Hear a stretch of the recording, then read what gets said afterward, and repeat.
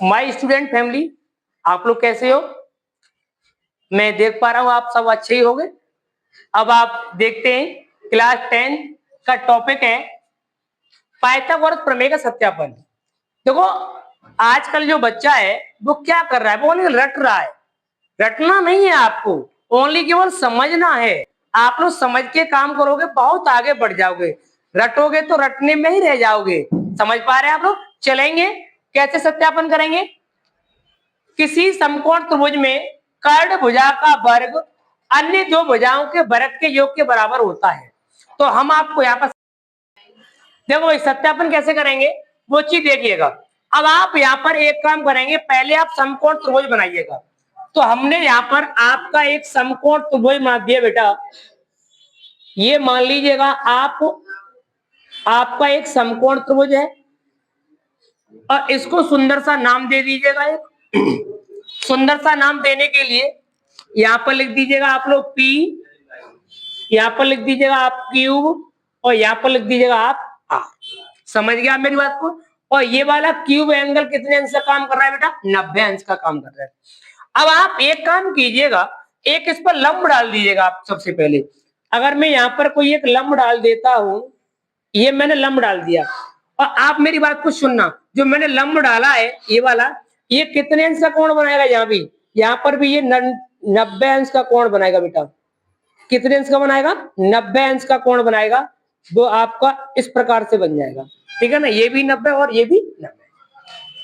आप इन भाई साहब को भी नाम दे दो क्योंकि ये बुरा मान जाएंगे। सबको नाम दिया है, इनको भी नाम दे दीजिएगा। अब आप चलते हैं यहाँ पर, इसका सत्यापन कैसे करेंगे हम लोग। तो ये वाली भुजा कौन कहलाएगी? आपकी लंब। लंब भुजा है तो ये परपेंडिकुलर है तो उसको नाम दे देंगे बी, पी नाम देंगे, सॉरी। और ये आपकी क्या है? आधार भुजा है तो इसको नाम दे देंगे बी।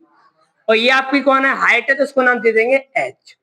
इसके साथ में इनका नाम और लिख दीजिएगा।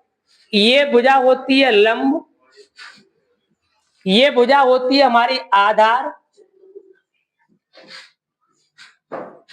और ये भुजा होती है बेटा हमारी कर्ण। पहले हमारे पास एक एंगल था पी क्यूब आर, समकोण त्रिभुज था। जैसे ही हमने इस पर लंब डाला तो लंब डालने पर हमारे पास दो एंगल बन गए। एक एंगल हमारा कौन सा बन गया? P S cube, P S cube. और एक एंगल क्या बन जाएगा आप लोगों का? दूसरा वाला cube S R, cube S R. और एक एंगल क्या बना हमारा? ऊपर वाला। और एक एंगल पूरा है इसमें जो है समकोण त्रिभुज पी क्यूब आर। बात समझ रहे हैं आप लोग? अब हम इस पे करेंगे अध्ययन। क्या करेंगे इस पे? अध्ययन।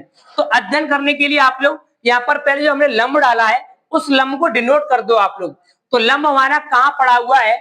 लंब हमारा है एस क्यूब। लंब हमारा कौन है? S cube. किस पर पड़ा है? पी आर पर पड़ा है। तो आप यहाँ पर लिखेंगे बेटा समकोण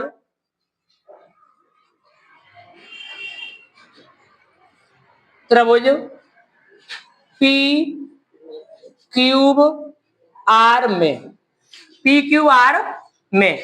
अब पी क्यू आर में हमने क्या डाला है? लंब डाला है, यानी कि एस क्यूब लंब पड़ा हुआ है कौन सी भुजा पर बेटा? पी आर पर।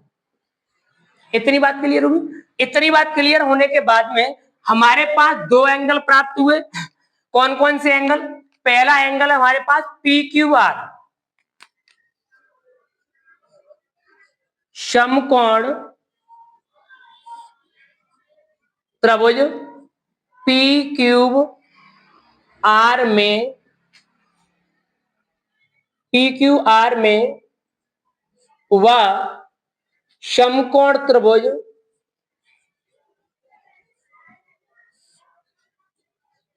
इसको नाम देंगे पी एस क्यूब में।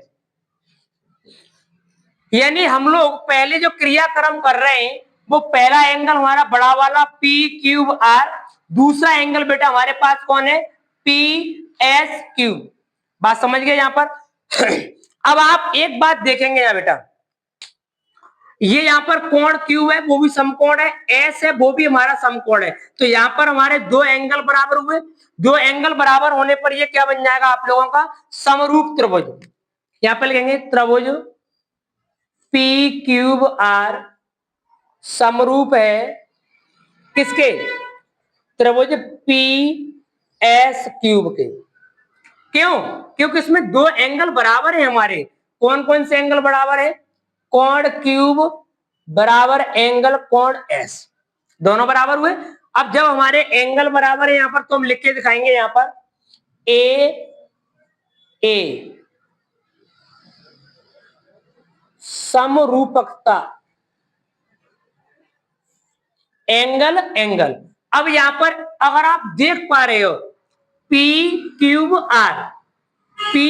आर, इस वाले एंगल के लिए बिंदु पी भी है, और अगर हम देख पा रहे हैं पी एस क्यूब, इस वाले एंगल के लिए कौन है? ये क्यूपी है। तो दोनों एंगलों में क्या है? ये उभयनिष्ठ है। यहां पर लिखेंगे कोण पी उभयनिष्ठ, कोण पी उभयनिष्ठ, उभयनिष्ठ। इतनी बात क्लियर बेटा? अब इतनी बात क्लियर होने के बाद में अब हम इसके ऊपर अध्ययन करेंगे। क्या अध्ययन करेंगे? कि आप लोगों ने पढ़ा है कि जिस एंगल के सामने की भुजा होती है, जिस एंगल के सामने की भुजा होती है, और इस वाले एंगल के सामने कौन सी भुजा हो जाएगी आपकी? ये वाली भुजा हो जाएगी। सुन पा रहे हैं? तो अब यहां पर आप लोग क्या करेंगे वो चीज देखिएगा। देखिएगा बिंदु P वेनेस्ट बिंदु है। अब आप यहां पर क्या करेंगे देखिएगा कि देखो पी क्यू आर में अगर हम चल पा रहे हैं तो इसके सामने की भुजा कौन है हमारी? पी आर है ना। तो अब आप यहां पर लिखेंगे P cube upon P R बराबर। अब बेटा हम चल रहे हैं इस वाले एंगल में पी एस क्यू में, पी एस क्यू में। जब पी एस क्यू में हम लोग चलेंगे यहां पर, तो हमें बताइएगा कि इस वाले त्रिभुज के सामने की भुजा कौन है? पी क्यू है ना, पी क्यू है। आ जाइएगा। तो ये वाली घटना क्या बनेगी हमारे पास? P S upon P Q, P S upon P Q. अब देखेंगे इसका मल्टीपल इसमें करो तो ये बन जाएगा पी क्यूब का स्क्वायर बराबर P R into P S. इसको आप दे देंगे यहां पर 21वां नंबर फर्स्ट। अब आप चलते हैं एंगल नीचे वाले में। इस वाले एंगल में चलेंगे तो इस वाले एंगल की भी घटना सेम रहेगी, यही वाली सेम रहेगी ना। तो अब हम लिखेंगे यहां पर समकोण समकोण त्रिभुज पी क्यूब आर व समकोण त्रिभुज कौन सा लेंगे हम लोग? आर एस क्यूब में। हम अभी इन दोनों एंगलों में चल रहे हैं, पूरे वाले में और इस वाले में। अब आप यहां पर देखेंगे बेटा कि जो लंब डला हुआ है हमारा वो क्या है यहां पर? यानी हम देख पा रहे हैं यहां पर ये वाला लंब, पहले लंब था हमारा इस वाली भुजा पर है ना। तो इसको हम कैसे लिखेंगे? यहां पर इस वाले पार्ट को लिख देंगे हम एस एस क्यूब। लंब कौन सी भुजा पर है? पी आर पर, पी आर पर है ना। अच्छा अब आप देख पा रहे हैं यहां पर समकोण त्रिभुज पी क्यूब आर, त्रिभुज पी क्यूब आर सर्वांग किसके होगा? त्रिभुज आर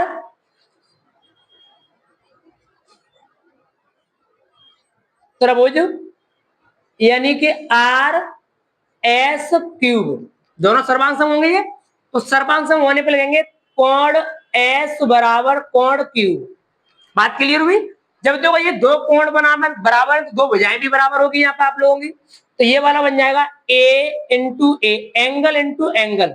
यह लिख देंगे समरूपकता, समरूपकता। बात क्लियर हुई आप लोगों की? अच्छा भाई अब यहां पर देखेंगे आप लोग अभी हमने इस वाले एंगल में चले थे तो वेनिस्ट बिंदु कौन था, पी, और यहाँ पर कौन रहेगा वेनिस्ट बिंदु आप लोगों का, आर। कौन रहेगा, आर। तो यहाँ पे लिखेंगे कोण आर वेनिस्ट है, वह निष्ठ है। बिंदु आर वेनिस्ट है, ठीक है बेटा। अब आप यहाँ पर एंगल के अकॉर्डिंग चलेंगे, तो एंगल के अकॉर्डिंग चलने का मतलब यहाँ पर ये कि पी क्यू आर, कौन है, पी क्यू आर। तो पी क्यू अगर हम चलेंगे इसके अकॉर्डिंग तो ये हमारा बन जाएगा, देखो इसके सामने की वजह यही तो है ना, यही है ना, तो ये बनेगा Q R upon P R equal. अब यहां पर अब इस वाले एंगल में चलो, तो इस वाले एंगल में चलेंगे तो ये बन जाएगा आपका S cube upon cube R, यानी कि एस क्यूब इस वाले एंगल में चल रहे हैं ना, तो इसके सामने की भुजा कौन कहलाएगी आप लोगों की, इस वाले एंगल के, तो ये कहलाएगी क्यूब आर, तो वो नीचे आ गई, तो ये वाली भुजा कहां गई, ऊपर आ गई। इसमें थेल्स प्रमेय का इस्तेमाल होता है, इसका गुणा आप इसमें कीजिएगा, तो ये क्या बन गया हमारा, क्यूब आर का स्क्वायर बराबर हो जाएगा बेटा पी आर गुणा एस आर। इसको आप दे देंगे equation number second, equation number second. अब आप यहाँ पर समीकरण फर्स्ट व सेकंड को दोनों को जोड़ेंगे, तो यहां लिखेंगे समीकरण फर्स्ट व सेकंड को जोड़ने पर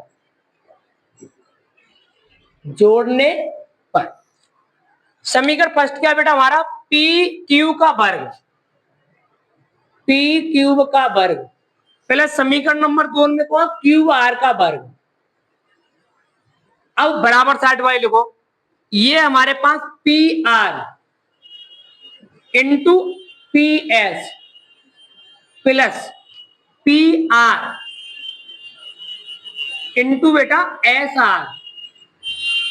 अगर आप देख पा रहे हैं पी आर दोनों में कॉमन है ना, तो पी आर दोनों में कॉमन ले लीजिएगा, कौन रह गया, P S plus S R. अगर आप लोग एक बात गौर से देखना, जो पी आर जो भुजा बनी हुई है, जो पी आर भुजा बनी हुई किससे बनी है, पी एस और एस आर से।